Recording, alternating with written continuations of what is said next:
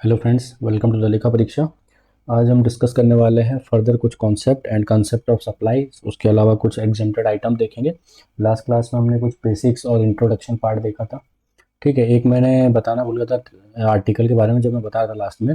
246A है ना, ये ध्यान रख रहे हो ना। Power to levy, power to levy of GST levy करने की पावर 246 है आर्टिकल। ठीक है, अब इसके बाद आगे चलते हैं, कुछ और कॉन्सेप्ट समझ लेते हैं।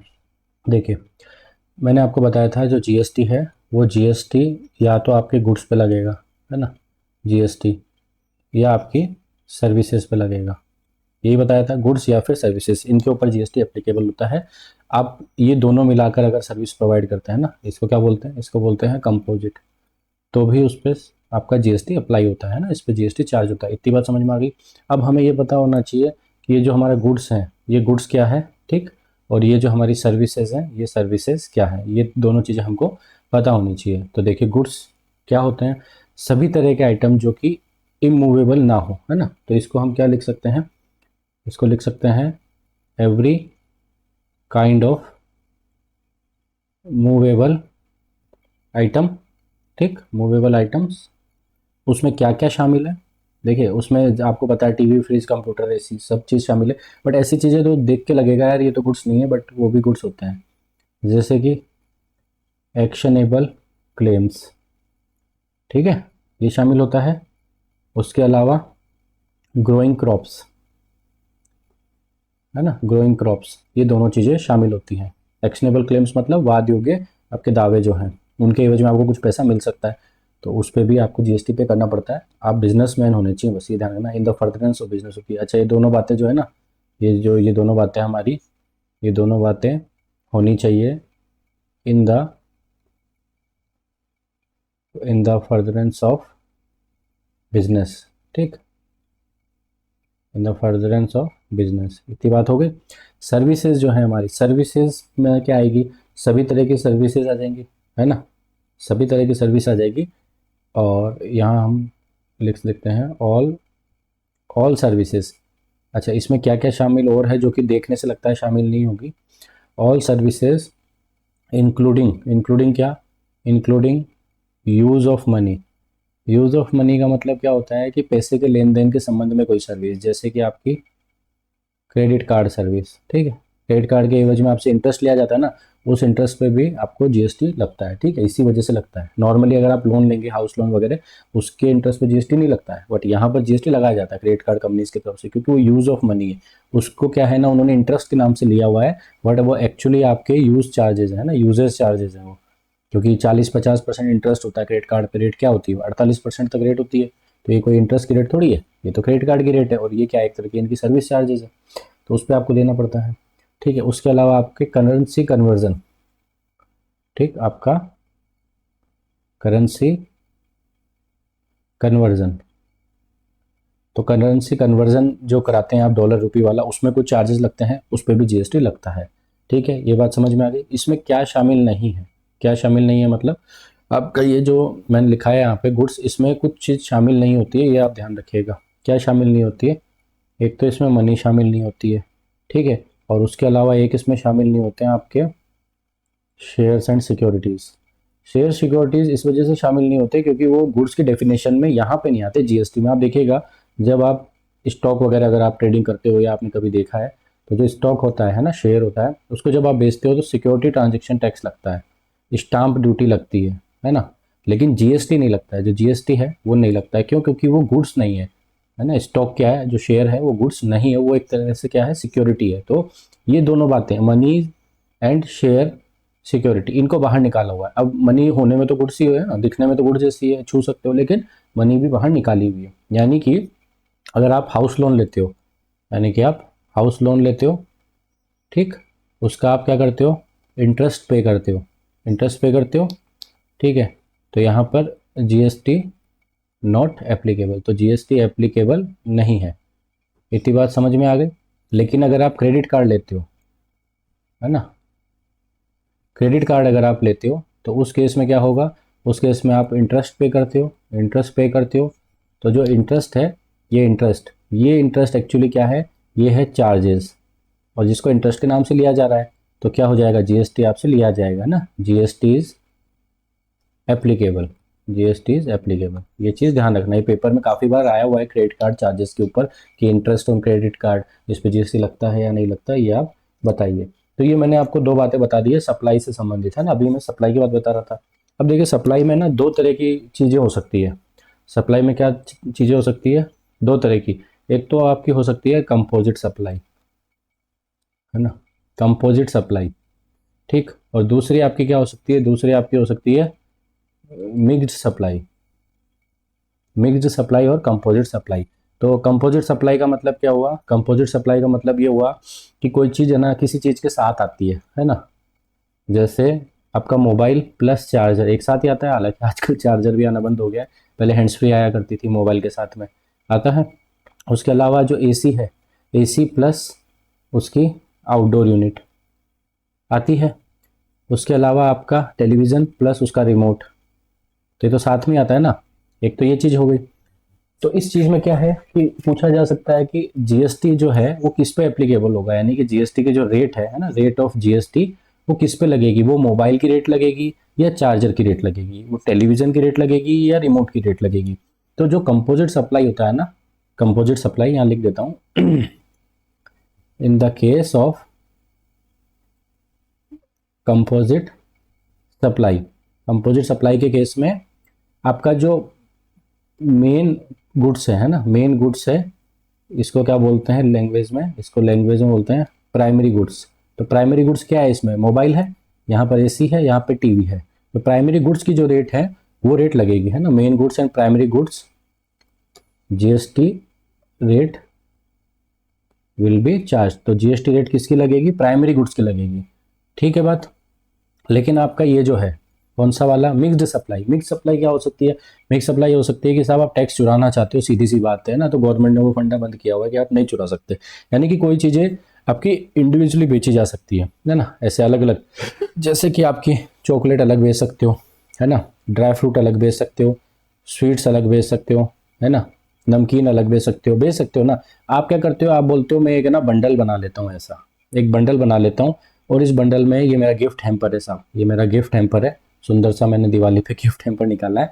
इसमें आपने क्या किया, इसमें आपने स्वीट्स भी रख दी, चॉकलेट रख दी, है ना, चॉकलेट तो ऐसी नहीं ऐसी हुई, ये चॉकलेट रख दी आपने, इसमें नमकीन कुरकुरे ये सब रख दी, अलग अलग रेटें हैं ना सबकी। तो आप बोलोगे कि मैंने तो कंपोजिट सप्लाई करी थी और ये देखो मेरी कंपोजिट सप्लाई है, तो इस बेस पे मेरे को क्या करना है, मेरे को तो लोएस्ट टैक्स दे देना है, लोएस्ट जीएसटी में पे कर देता हूँ। दुकानदार ऐसे कर सकता है। तो इसके लिए गवर्नमेंट ने क्या बोला है, in the case of mixed supply, है ना, in the case of mixed supply rate क्या चार्ज होगी, rate of highest charge, highest charge GST will be levied. इसका मतलब क्या है कि आपने जब नमकीन चॉकलेट सब करी, तो मान के चलिए कि आपकी चॉकलेट है ना, चॉकलेट के ऊपर 28% है, सपोज करिए, ऐसा है नहीं, 28% है, तो इस पूरे बॉक्स पे, ये जो पूरा बॉक्स होगा ना आपका, चाहे 1000 रुपए का हो, उसमें अलग अलग रुपए के आइटम हो, पूरे 1000 पे 28% का जीएसटी चार्ज किया जाता है। क्योंकि आपने क्या किया था, आपने मिक्स्ड सप्लाई करी है, आपने कंपोजिट सप्लाई नहीं की थी, आपने क्या करी है, आपने सप्लाई करी है मिक्स्ड। तो कंपोजिट और मिक्स में बस इतना सा ही फर्क है कि कंपोजिट जो है वो डिफ़ॉल्ट तरीके से वो मूल रूप से साथ में ही आती है, मोबाइल के साथ चार्जर आता ही है, टीवी के साथ रिमोट आता ही है, उसमें कोई कर चोरी की बात नहीं की जा रही है। इसीलिए वहाँ पे बोला जाता है कि भाई जो प्राइमरी चीज़ है ना उसकी रेट हम आपसे ले लेंगे, और जो कंपोजिट सप्लाई होती है, जो आपका ये जो ऊपर मैंने आपको बताया था, ये sorry mixed supply, mix supply जो बताया था, इसके अंदर क्या है, आप टैक्स चोरी की शायद कोशिश कर रहे हैं, तो गवर्नमेंट इसको इस तरह से रोक लेती है इस बात को कि नहीं नहीं, आप एक काम करिए, हाईएस्ट रेट दे दीजिए, जो भी आपके बैग में सबसे ज़्यादा वैल्यू का सामान है, गिफ्ट हैम्पर हमें समझ में नहीं आता है। इसके बाद अगला कॉन्सेप्ट देखिए, इसके बाद अगला कॉन्सेप्ट क्या है, inter state and intra state, inter state and intra state supplies, ठीक है। Inter state and intra state supply का मतलब क्या है कि आपके गुड्स हैं, या तो आप राज्य में बेचेंगे, जैसे आप मान के चलिए राजस्थान में, तो आप या तो जयपुर से कोटा बेचेंगे, या फिर आप जयपुर से दिल्ली बेच देंगे, या तो आप शहर में बेचेंगे उस राज्य के, या फिर आप किसी दूसरे राज्य में बेच सकते हैं, दूसरे स्टेट में बेच सकते हैं। तो जो हमारा इंट्रा स्टेट है, इंट्रा स्टेट का तो मतलब हो गया supply with in the state, आप उसी स्टेट में सप्लाई कर रहे हैं।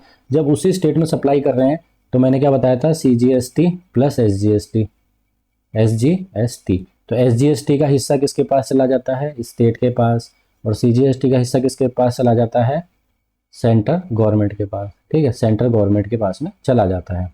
इतनी बात हो गई। अब अगर मान के चलिए इंटर स्टेट क्या है, इंटर स्टेट बस वही दूसरा वाला केस, यानी कि आपने क्या किया, फ्रॉम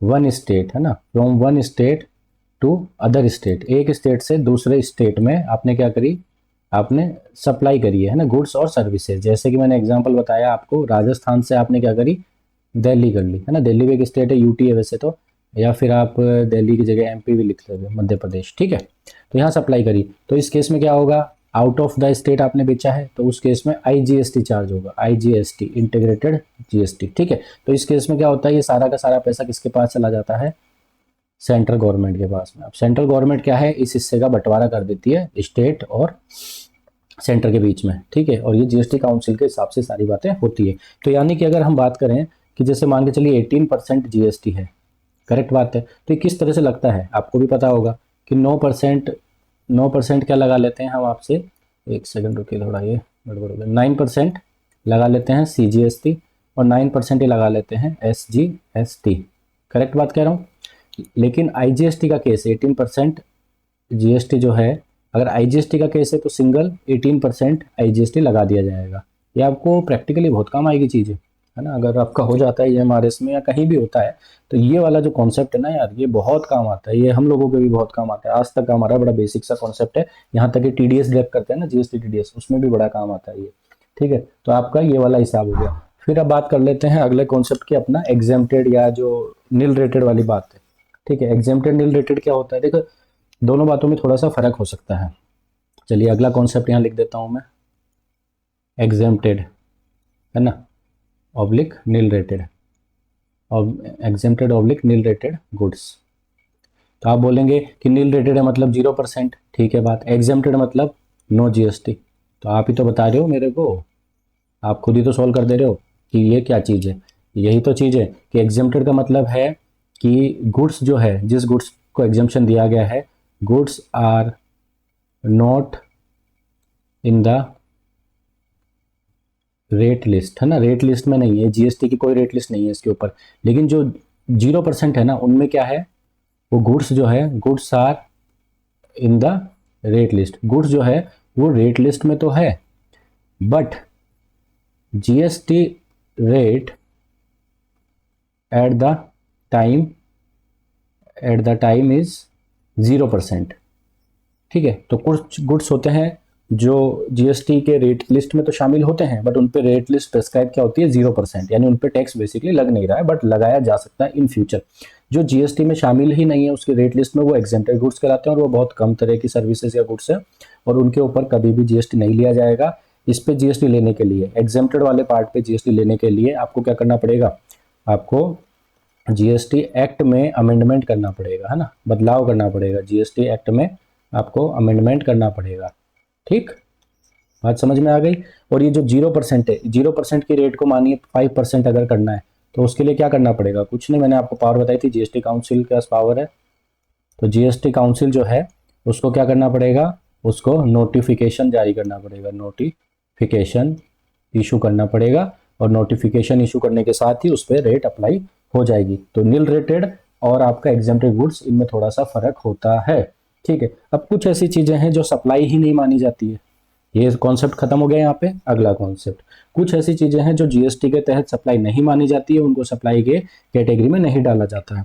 तो जब सप्लाई ही नहीं मानी जाती है तो टैक्स किस बात का लगेगा, उन पे तो टैक्स लगाया नहीं जा सकता ना। मैंने बोला आपको शुरू में सप्लाईज वगैरह बताई, तो अभी कुछ ऐसे केसेस देख लेते हैं जिनको सप्लाई ही नहीं माना गया है। ठीक है, यहाँ लिख देता हूं मैं, cases which are not treated, which are not treated as supplies, है ना, उनको सप्लाईज नहीं माना गया है GST के अंदर। ठीक है, कौन कौन से ऐसे केसेस हैं, मैं शॉर्ट में लिख देता हूँ, आप नोट कर सकते हो। ठीक है, पहला केस क्या होता है कि एम्प्लॉय एम्प्लॉयर जो है, यानी कि एम्प्लॉय टू एम्प्लॉयर, एम्प्लॉय और एम्प्लॉयर का जो रिलेशनशिप है। तो जो रिलेशनशिप है क्या होता है, एम्प्लॉयर एम्प्लॉय को उसके काम के एवज में पैसे देता है। तो आप कह सकते हो एम्प्लॉय जो है एम्प्लॉयर को क्या देता है, सर्विस देता है। दे तो एक तरह से सर्विस ही रहा, अपनी सेवाएं दे रहा है। और एम्प्लॉयर क्या दे रहा है, एम्प्लॉयर उसको सैलरी दे रहा है, तो उसको हम कंसिडरेशन कहते हैं। करेक्ट बात कर रहा हूँ ना। तो आप कह सकते हैं ना कि ये भी तो जीएसटी है और इस पार्ट के ऊपर भी तो जीएसटी कलेक्ट होना चाहिए, गवर्नमेंट जीएसटी मांग सकती है। तो इस वाले पार्ट को है ना, एम्प्लॉय और एम्प्लॉयर के रिलेशनशिप, इसको बाहर रखा गया है जीएसटी के सप्लाई की डेफिनेशन से। उसके बाद किसको बाहर रखा गया है, उसके बाद रखा गया है जो आपके कोर्ट होते हैं, है ना, आपके कोर्ट्स, उसके अलावा आपके ट्रिब्यूनल्स। ठीक है, ये सर्विस देते हैं एक तरह से। ठीक है, तो इनकी कोई भी सर्विसेज है, ये आप सर्विस नहीं मानोगे। कोर्ट में भी तो कोर्ट फीस लगती है ना, कोर्ट फीस तो लेते ही है और आपको सेवाएं भी दे रहे हैं, लेकिन फिर भी ये सर्विस नहीं मानी जाती। उसके अलावा जैसे एमपी होते हैं, member of parliament, MLA, member of legislative assembly, है ना। उसके बाद आपके पंचायत के जो लोग होते हैं वो हो गए। ये सब लोग भी तो एक तरह से अपनी सेवाएं दे रहे हैं, सर्विसेज दे रहे हैं, उनके बेसिस पे इनको भत्ते वगैरह मिलते हैं ना गवर्नमेंट से। लेकिन ये भी क्या है, ये भी सप्लाई नहीं मानी जाती, इनको सप्लाई ही कंसिडर नहीं किया जाता। टैक्स की तो बहुत दूर की बात है, आपका कॉन्सेप्ट क्लियर करके चलिएगा। ठीक है, उसके अलावा और भी क्या चीज़ें हो सकती है, उसके अलावा क्या चीज़ें हैं कि कोई ऐसी post post held in the constitution की वजह से आपने कोई पोस्ट हेल्ड कर रखी है, उसकी वजह से आपको कुछ कंसिडरेशन मिलता है। तो एक तरह से आप भी तो सर्विस दे रहे हो, लेकिन इसको भी हम क्या नहीं मानेंगे, सप्लाई नहीं मानेंगे। बिल्कुल ठीक बात है। आगे चलते हैं।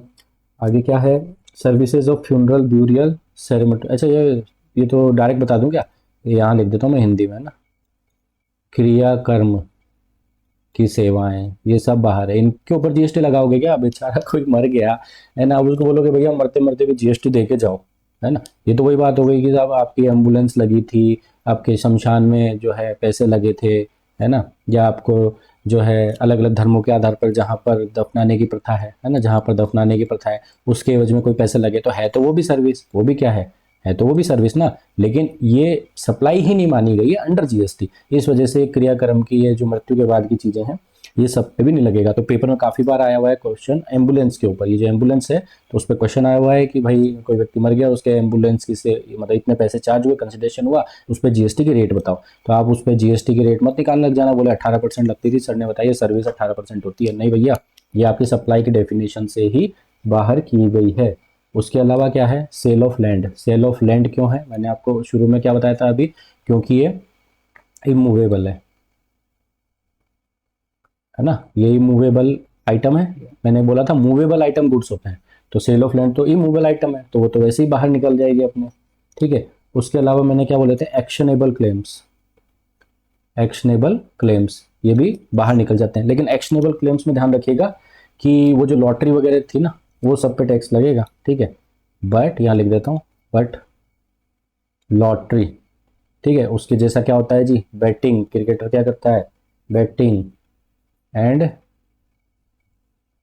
गैम्बलिंग, जुआ सट्टा, इन सब का जो ये पैसा है, ये जो भी मिलेगा ना, इस पे जीएसटी लगेगा जी, इस पे जीएसटी लगेगा। क्योंकि ये जो है ना एक्शनेबल क्लेम तो है, मतलब आप दावा ही तो कर रहे हो, मांग रहे हो किसी से पैसा, लेकिन ये जो आप दावा मांग रहे हो ना, ये दावा आपका जीएसटी के परव्यू में आता है। अदरवाइज जो एक्शनेबल क्लेम्स होते हैं वो आपके सप्लाईज नहीं माने जाते, बट यहाँ पर एक्शनेबल क्लेम जो इस तरह के हैं वो सप्लाई माने जाते हैं। ठीक है, तो मैंने क्या आपको बताया कि ये जो आपके हैं cases which are not treated as supplies, जो सप्लाईज ही नहीं माने जाते हैं, उन पे जीएसटी का सवाल ही नहीं पैदा होता, यानी कि यहाँ पे नो जीएसटी एट ऑल, यहाँ पे जीएसटी की कोई बात ही नहीं है। इसको रट लेना, इसमें कोई दिक्कत वाली बात नहीं है, गलत होना ही नहीं चाहिए वाली चीज़। ठीक है, ये आपका कॉन्सेप्ट हो गया। अब आपको ट्रांजेक्शन वैल्यू बता देता हूँ, फिर ये लेक्चर खत्म करते हैं, है ना। ट्रांजेक्शन वैल्यू बताने वाला हूँ मैं अभी। लीजिए जी, ट्रांजेक्शन वैल्यू। ट्रांजेक्शन वैल्यू का मतलब क्या है, जितने का ट्रांजेक्शन हुआ है। आम भाषा में क्या बोलेंगे कि साहब मैंने क्या किया, मैंने 100 रुपये का रिचार्ज करा, अच्छा 100 रुपये का तो आता ही नहीं है जी, सॉरी, 700 रुपये का जियो रिचार्ज किया। जब 700 रुपये का आपने जियो रिचार्ज किया, तो ये क्या है, ये एक तरह का ट्रांजेक्शन ही है ना। इस ट्रांजेक्शन पे पता है आपका जीएसटी लगता है। अब बोलेंगे हमने तो अलग से जीएसटी दिया नहीं, वो क्या करते हैं 700 में शामिल कर लेते हैं, मतलब 700/118 इंटू 100, ये जो वैल्यू है ये तो हो जाती है आपकी बेस वैल्यू, है ना। इसको बोलते हैं बेस वैल्यू, या फिर इसको बोलते हैं टैक्सेबल वैल्यू, ठीक है, या फिर इसको बोलते हैं ट्रांजैक्शन वैल्यू। तो इस वैल्यू के ऊपर क्या है, आपका जीएसटी चार्ज किया जाता है। तो वो 700 विद जीएसटी आपको बताया जाता है। जबकि आपका जो पोस्ट पेड प्लान होता है, कभी देखा है, किसी के पास होगा तो देखना, बिल आता है तो पोस्ट पेड प्लान में आपको क्या कहते हैं कि साहब 499 का प्लान है, लेकिन जब बिल आता है तो बिल आता है आपका लगभग 499 इंटू 18%, है ना, 18×5 = 90, यानी कि तकरीबन 500 प्लस 90 रुपये, 590 रुपये का आपका बिल दिया जाता है आपको। क्यों दिया जा रहा है यहाँ पे एक्स्ट्रा, और यहाँ पे तो इसी में शामिल कर लिया गया, क्योंकि यहाँ पे ट्रांजेक्शन वैल्यू क्या थी, ये वाला पार्ट 700/118 इंटू 100, यानी कि कुछ 600 रुपये के आसपास, ठीक। लेकिन यहाँ पोस्ट पेड वाले केस में क्या था, आपको जो वैल्यू दी गई वही ट्रांजेक्शन वैल्यू थी, उसके ऊपर एक्स्ट्रा टैक्स लिया जाता है, ठीक है। तो ट्रांजेक्शन वैल्यू का बेसिक कॉन्सेप्ट आपको समझ में आ गया कि ट्रांजेक्शन वैल्यू क्या है, जिस वैल्यू पे आपका ट्रांजेक्शन हुआ है, अगर ये अनरिलेटेड पर्सन के बीच में है, ऑब्वियसली अनरिलेटेड पर्सन की बात है। अच्छा, इस कॉन्सेप्ट को छोड़ो, ये आपके एमआरएस में नहीं आने वाला है, थोड़ा हाई लेवल का कॉन्सेप्ट है, इसको छोड़ दो, ठीक है। और आपका वैल्यू ऑफ सप्लाई पूछ लिया जाए तो एक लाइन यहाँ लिख देता हूँ, आप भी लिख लीजिएगा, value of supply, value of supply will be the transaction value.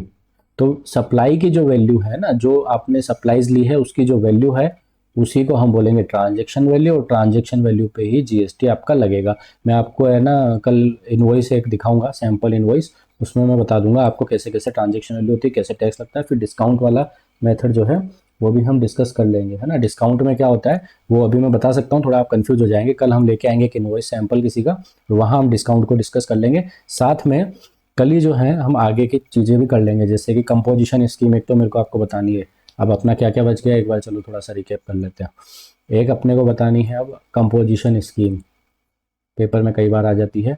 उसके बाद हम बात कर लेंगे अपना जीएसटी रजिस्ट्रेशन किस तरह से होता है, उसमें मतलब कुछ कुछ बातें रह गई थी। जीएसटी रिटर्न्स की हम बात कर लेंगे, ठीक। और लेट फीस, क्योंकि आप अकाउंटेंट बन जाएंगे, टाइम पे नहीं फाइल करेंगे तो आपके ऊपर लेट फीस लग जाएगी ना गवर्नमेंट पे, तो गवर्नमेंट क्यों देना चाहेगी, ठीक है, तो लेट फीस नहीं लगनी चाहिए। तो ये टॉपिक और हम डिस्कस कर लेंगे। उसके बाद में हमारा जीएसटी जो है खत्म हो जाएगा, फिर हम करेंगे इनकम टैक्स, ठीक है। तो ये 2 वीडियो आप जब तक के लिए देख लीजिए, कल ये दोनों वीडियो भी मैं पोस्ट कर दूंगा। ओके, मिलते हैं फिर नेक्स्ट क्लास में।